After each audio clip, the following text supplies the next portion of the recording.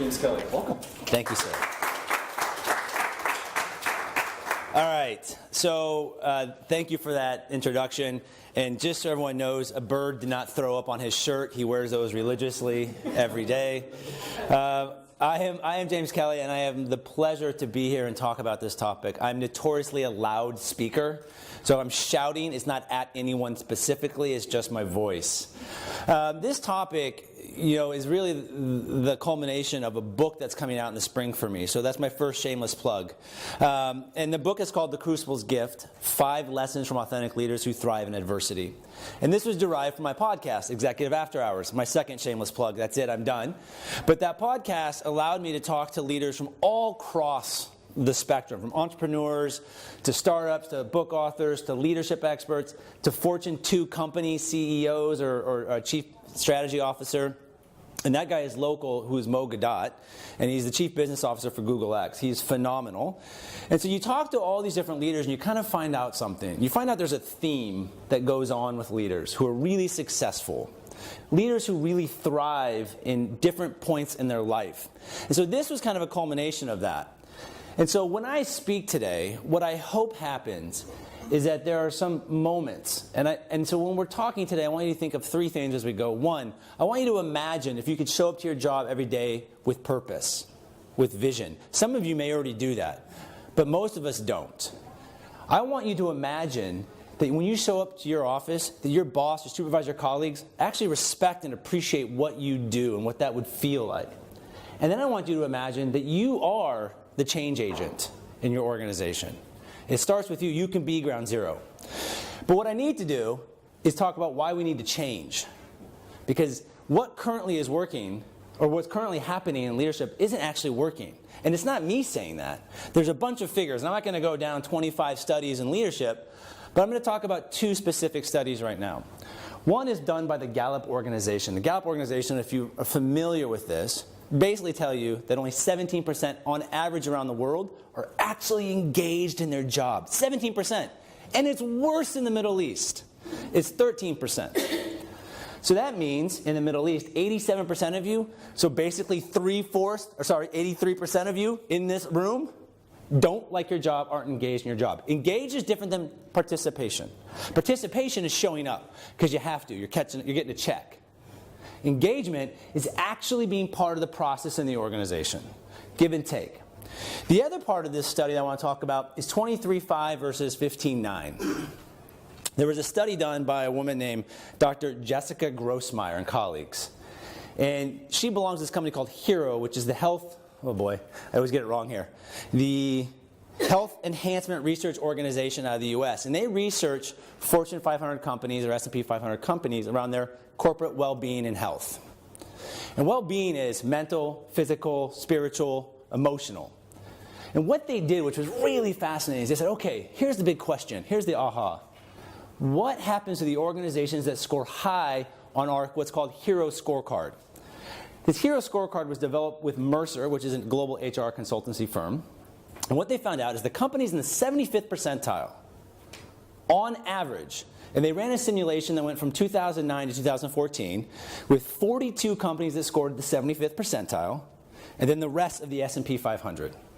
And what they found out is when everyone started at $10,000, over that time period, the return on the 42 companies was 235% compared to 159% for the other companies. So what that says is that the companies that put well-being and health at the forefront of what they do had a much larger return from 2009 to 2014. Now let's think about that in the billions when we're talking about S&P 500 companies. That is a significant difference for ROI on your dollar.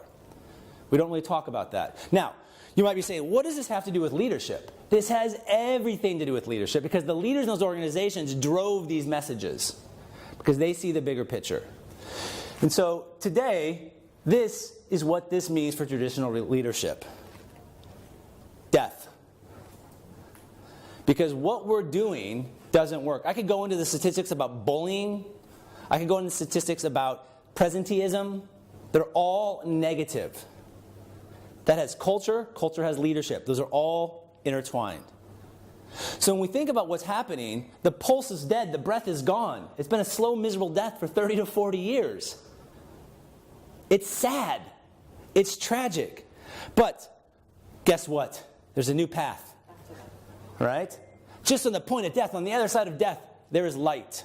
And that light is an opportunity to do things different, to approach things differently moving forward. And this is what I learned talking to these 140 plus leaders.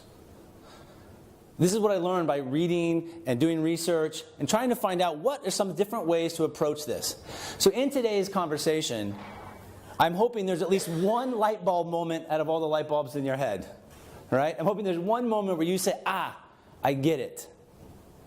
Because I'm going to say things that some of you who work in an organization are going to say, it's not realistic, can't be done, why would I bother? And I would ask you to think about it differently, is why not try? Why not think of it differently? So, this is what I've come up with. This is what I call my authentic leadership model. And we're going to talk about this from the outside in. Because to me, this is really important. And while we're talking about this, there'll be some audio snippets from my actual interviews that I've interspersed within this to give you examples of the different concepts we're talking about throughout it. I've also then, with each concept, whether it's compassion or relatableness or whatever, given you 2 takeaways that you can take and use or not use. It's up to you.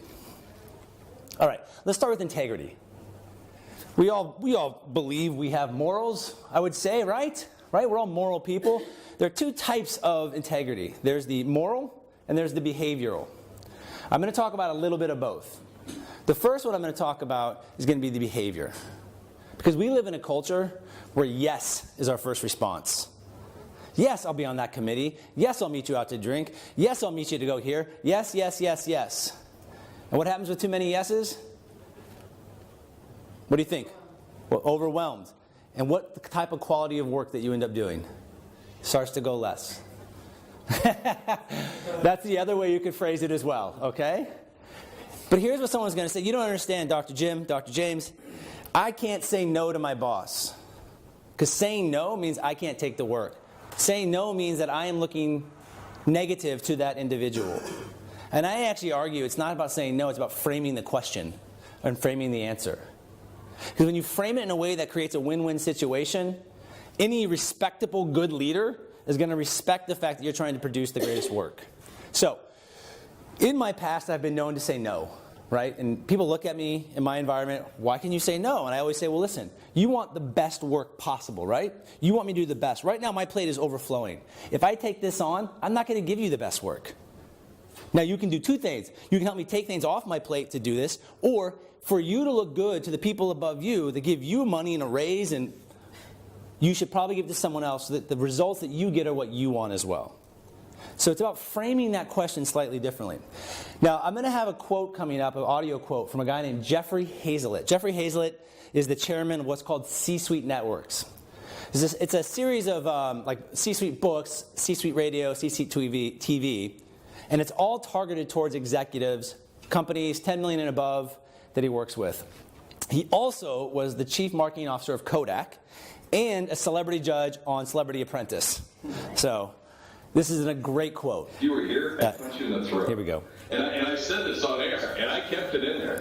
Because the guy was just telling me what he said and how he said it. And it's a guy who wrote, he's the guy that was in Goldman Sachs Elevator, overheard Goldman Sachs Elevator. And he's a trader. And he referred to women as goats. As in like the bait like for Jurassic Park for the dinosaurs. And I said, dude, you have a daughter, right? He goes, yeah. I go, don't you have any remorse in saying that? Well, you don't understand. It's the industry. No. You're the industry is the people that make up the freaking industry, and you're saying that you're okay with your daughter being... They'll tell you he's hard charging, he has high expectations, but he leads with ethics. He leads with morals. And that was just a great example of something that he has done out there to the wide open. Now, if we start with integrity in the workforce, what can we do to maybe increase that? So I have 2 things I like to throw out there. One is just say no, right? Just say no. Saying no to me is really important because when you say no, that shows you have respect for others, but you have respect for yourself and what you can and cannot do. And that's really important. The other one, which I think is sometimes gets lost, is lead by example. Perhaps we've all had a boss who said something to the effect, do as I say, not as I do. Which for me is like the most infuriating thing ever. Because if my boss won't do what I do, how can I respect them to give me ideas of what to do? There's a gentleman I interviewed named Richard Bolt. He's the CEO of a company called BDP International. They have about 150 offices around the world. They're a logistics company. And about 5 years ago, and I heard these stories from his employees, not him. And about 5 years ago, they had a software glitch in Europe. He had all the country managers and himself from Philadelphia fly to Europe and fill out the orders by hand. The impact that they had on the larger organization as that word started to spread was so impactful that the loyalty and the trust was raised in the organization. So if we start from there, we move on to compassion. Now this is the one that I need you to lean in a little bit for some of you. This typically for men is a little bit harder to do, but lean in. The reason why I say lean in is that what I found by a lot of these leaders is compassion is how they actually created a bond.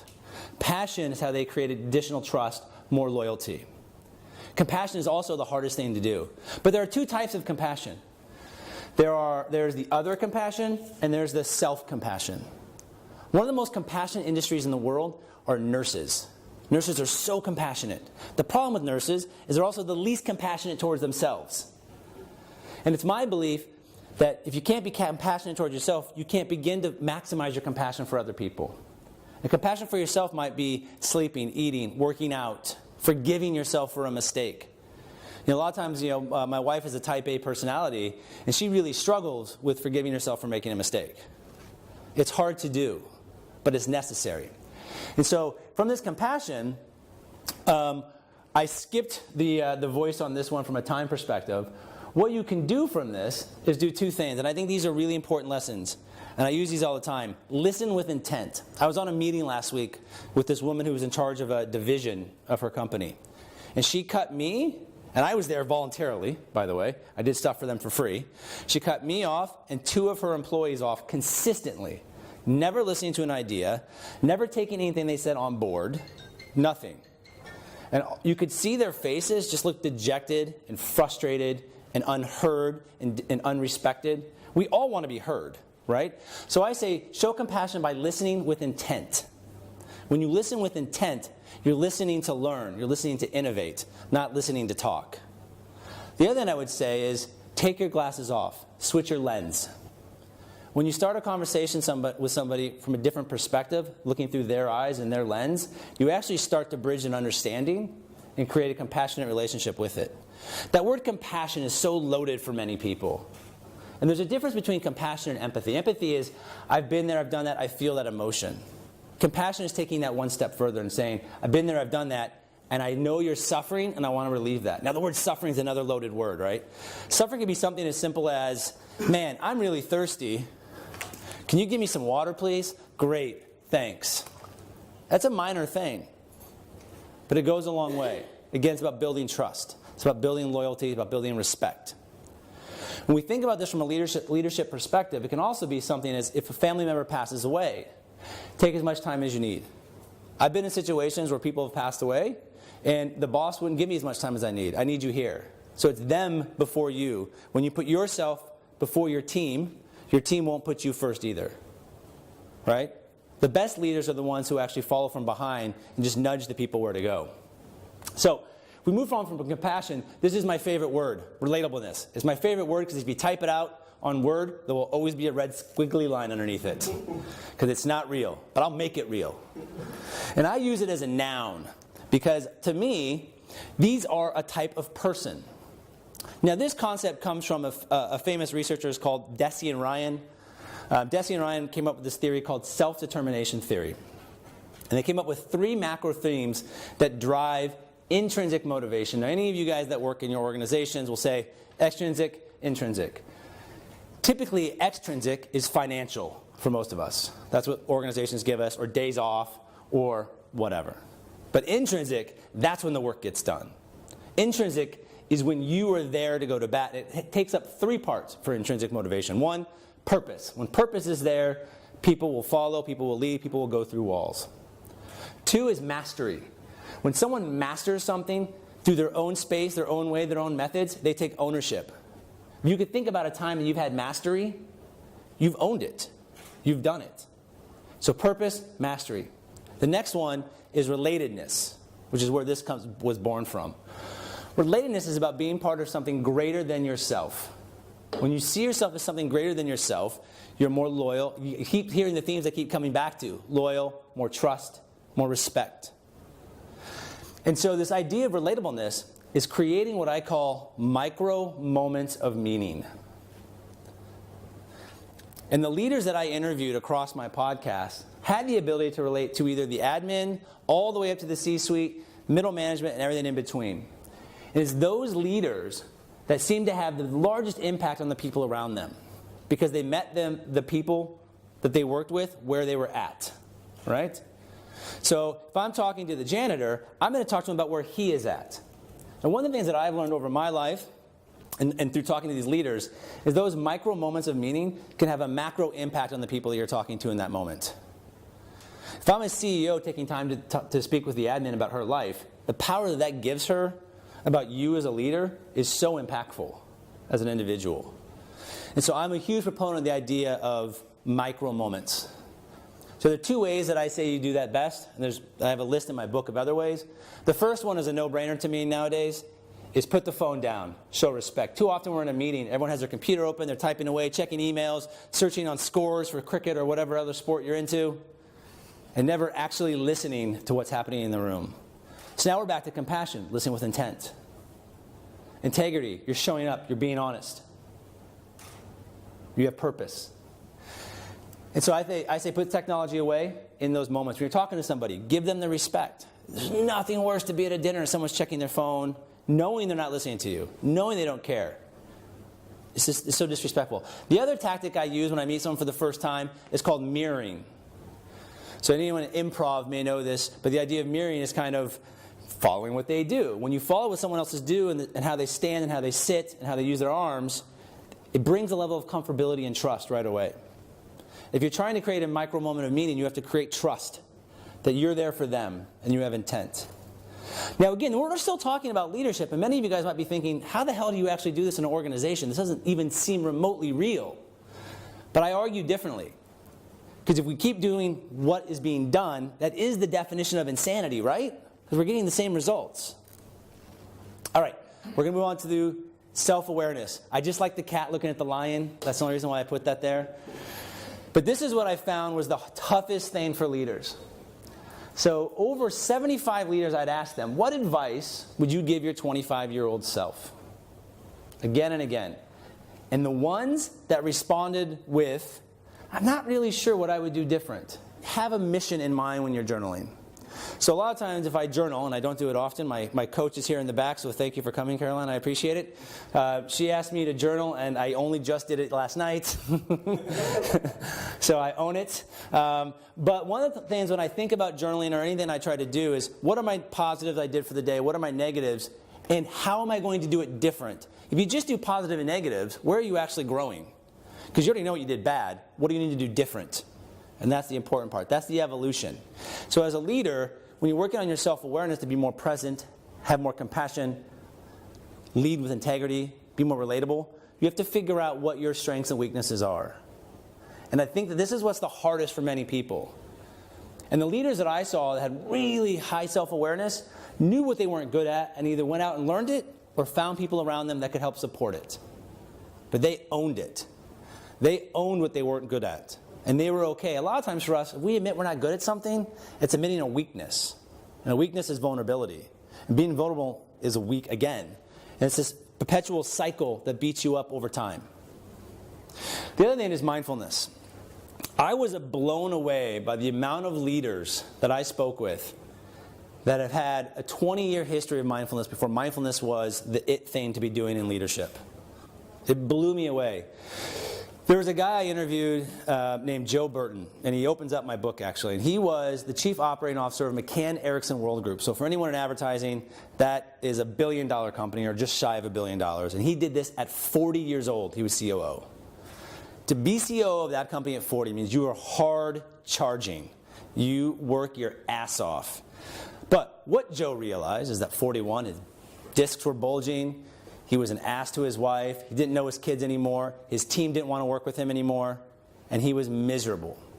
And what he realized is that through the death of his twin sister that year, the death of his older sister the year before that, the death of his father before that something had to change because he was going to die by 50 himself if he wasn't careful.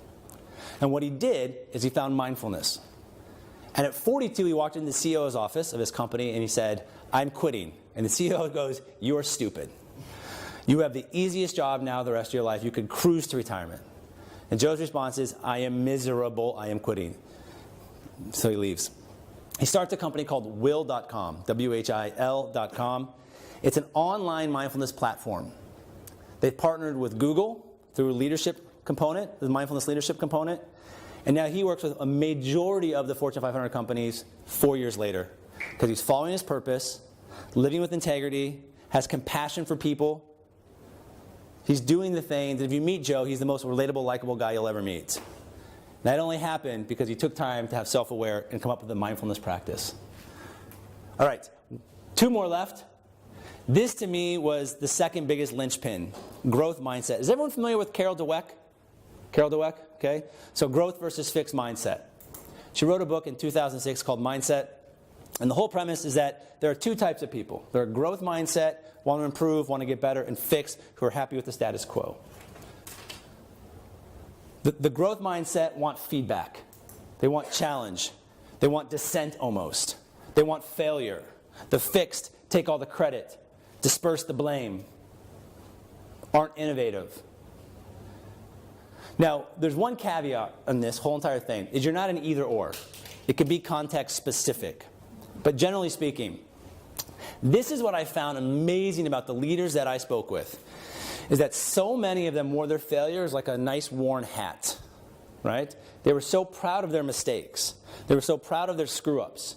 They were so proud of getting feedback so they could be a better leader, a better version of themselves, run a better business or a better unit.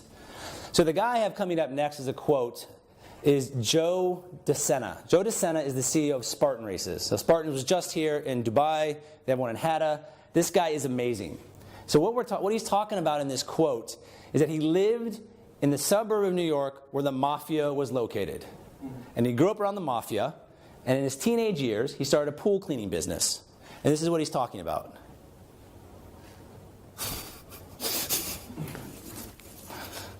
Why aren't you working? Savvy people, and you learn a lot from them. And I wouldn't trade it in for the world. Like if you don't go down that road and get in trouble, the amount you can learn from it is fantastic. They're hustlers, right? They're constantly crafting up angles, and I just love studying people. It's a great. I'm sorry, we're going to script the Fast Five. I had 700 customers in that business.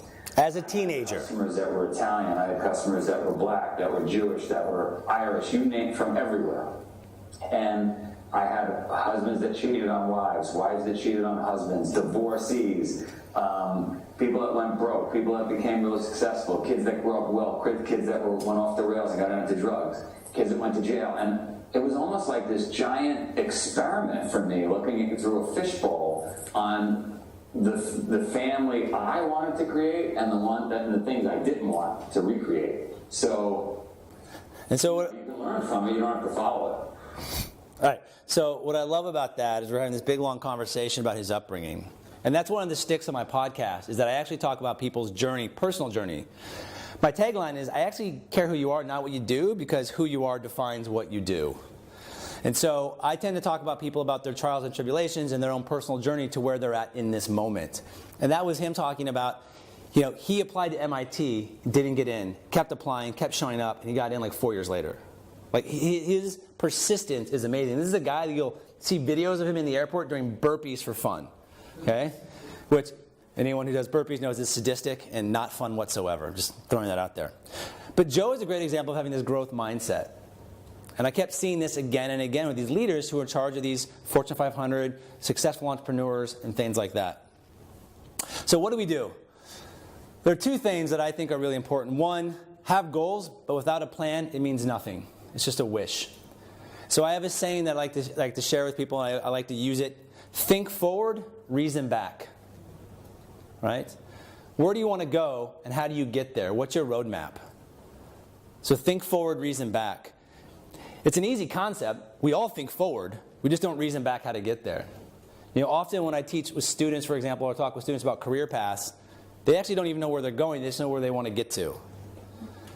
And so often, they just take whatever first job they can get, and they take whatever second job they can get, and they kind of stumble throughout the whole process without thinking, well, do you want to be a CEO, a COO, VP? What do you want to do?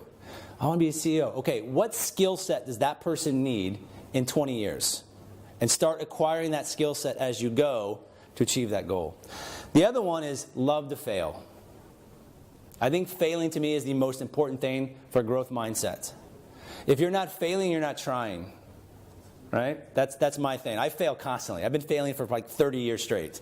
Right? And I'll keep failing until I get to where I want to go, because in each failure is an opportunity to learn. And that's the important thing.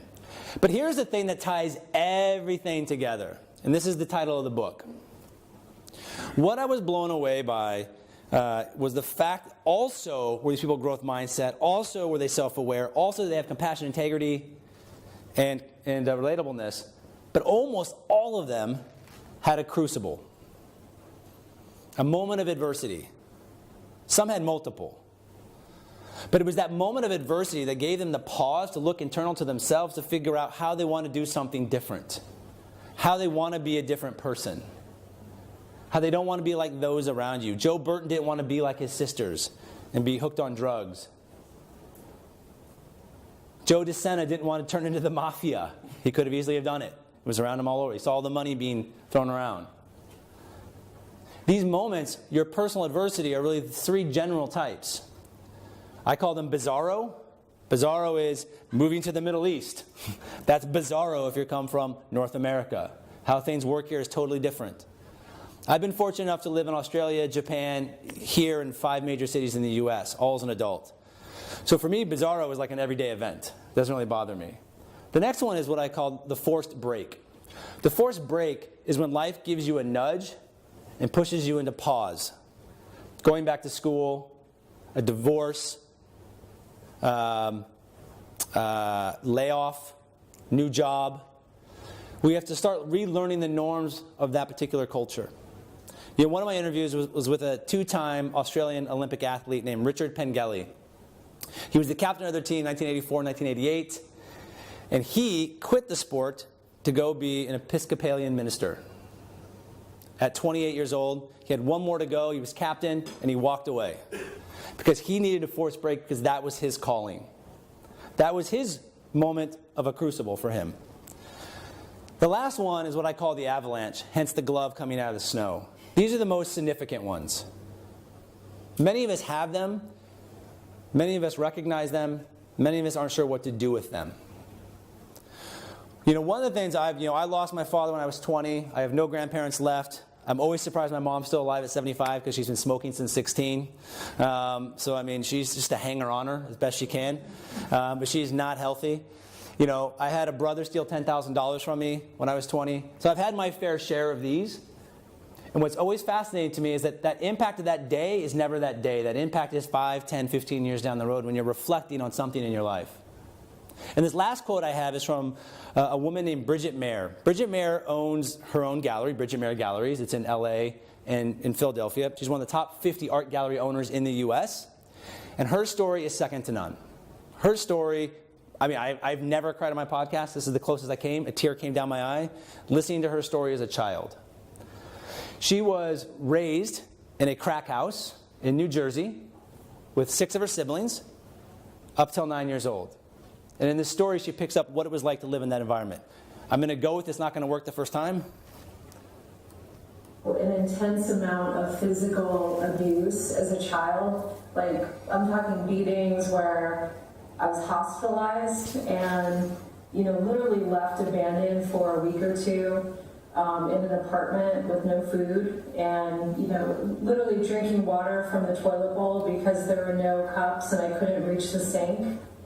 Now, let me add to this story. She was adopted with her 2 sisters, one older, one younger. The older one committed suicide, like in her 30s, 40s. The younger one was hooked on drugs, in and out off the streets. So what was it about Bridget that she went on to college, got a running scholarship, went on to open her first art gallery in her early 20s, went on to open a second art gallery in her early 30s, that she got that her two sisters didn't get? All the same family, adopted them. Her sisters blamed their life on the circumstances they came from. She learned from the circumstances that she was born out of. And it was so powerful for her to say, yeah, I learned how to talk to just about anybody at 9 years old because I was on the street. I learned to care about people who had less fortune and less than I because I was once there. I mean, the stories that she tells about her life, and for me, I'm very vulnerable when I hear children being hurt. I think as any human being, it hurts you. And for her, she used that pain, flipped it on its head, pulled it apart, and said, how can I use this to be different than the rest of my family? She forgave her mom. She never talked to her mom again, but she forgave her mom. She never knew who her dad was. She's now married, super happy, and thriving in her world. It's amazing. And so what I've come to find out is that red ball represents the crucible. And that crucible knocks into everything else. I want to get this right. So, what is Newton's third law? The third law states that for every action in nature, there is an equal and opposite reaction. For every negative thing that happened to these people, they had an opportunity to create a positive moment in their life through compassion, integrity, relatableness, growth mindset, and becoming more self-aware.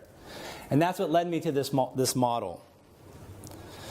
It's my belief that this is actually a very simple model, and it requires just a few steps. And what I found with the leaders that I interviewed is that all of them that comprised aspects of this, or a majority of this, were thriving. And they all used the crucible as their launching point to be a better leader. And that to me was what was most impactful about the whole entire concept of writing this book. So with that, I just say start leading authentically. Be bold, be brave, be you. Thank you.